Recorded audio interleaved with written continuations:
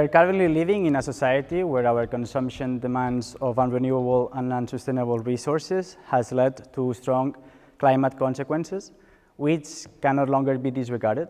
And we need, therefore, to find solutions to slow down these problems. And in here is where hemp can play a significant role, because hemp is a sustainable crop, and it can be an alternative to many unrenewable resources. But why hemp is so important? Why hemp is so appealing? Well, hemp is a high-yielding crop, which means that it produces large amount of biomass per hectare. Therefore, it can fixate large amount of atmospheric CO2 into the fibers.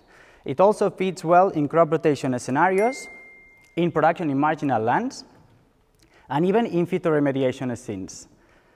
In addition, hemp is an environmental friendly crop, but it is especially important for the large amount of applications of this crop. We can basically use the entire plant for many different purposes. For instance, we can use the stem to extract fibers, and from the fibers we can make biocomposites, for example, bioplastics, we can make biofuels, or textiles or papers. Then from the leaves and the flowers, we can extract cannabinoids, which are highly interested for the pharmaceutical industry.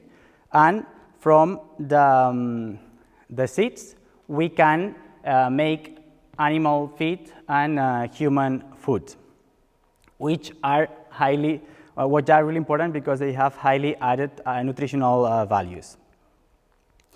But also it's important because it can be grown in Europe, and actually it's allowed to be grown in Europe.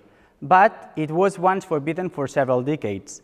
And this is because hemp is from the same species as marijuana, which means that it can produce the psychoactive cannabinoid THC.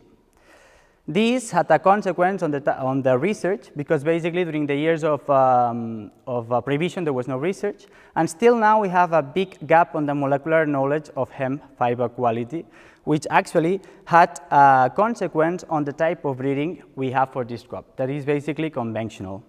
This means that to develop new accessions, we do it through crosses of different accessions, and we select the offspring based on the phenotypes without taking much care on the genes. And this has a consequence because it's really time consuming, and it's also really expensive because we need to phenotype plant by plant. And basically, molecular breeding has only been applied for sex determination, so for selection of males and females, but far from that, we don't have molecular markers implemented in hemp. But there have been some studies to get insights into the genetic architecture and to the molecular knowledge, such as my PhD, where I studied the variation in fiber quality, because in breeding we really care for variation, but especially we care about what is causing this variation. We want to understand whether this variation is genetic, therefore due to the differences between accessions, or environmental. And this is highly important because breeding is only feasible in highly heritable traits, which means those traits whose phenotypes can pass through generations because they depend on genes. Well, those studies identified important fiber quality traits such as cellulose content, lignin content, fiber content, or flowering time, which are highly heritable. Therefore, they are highly interested for the breeding industry. And then I went a bit further, and from these highly heritable traits, I went to identify which specific genomic regions harbor genes that are responsible for these excellent phenotypes.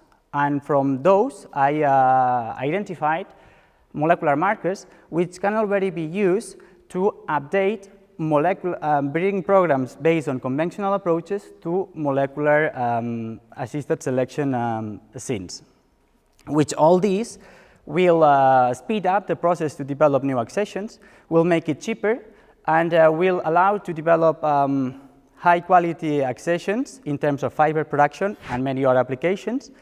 And it will be really important because it will boost hemp as a real alternative for unrenewable resources, which at the end, this will contribute to develop a more sustainable society.